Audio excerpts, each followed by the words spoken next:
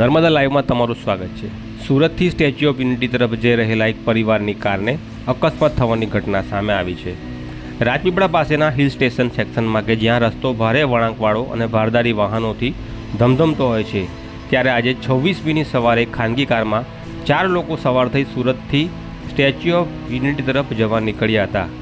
ત્યારે ઓરિદ્રા અને માંડરની વચ્ચે આવેલા મકાઈ ટર્નિંગ પાસે આ કારનું અચાનક સ્ટીયરિંગ લોક થઈ જતા કાર સામેની પ્રોટેક્શન વોલ સાથે અથડાઈ હતી અને કારના એક તરફના ફૂરચા ઉડી ગયા। સવારનો સમય હોવાથી ટ્રાફિકની અવરજવર ઓછી હોય, અન્ય કોઈ વાહન સાથે ટક્કર થઈ નથી। કારમાં બેઠેલા 4 લોકોનો અદ્ભુત બચાવ થયો છે।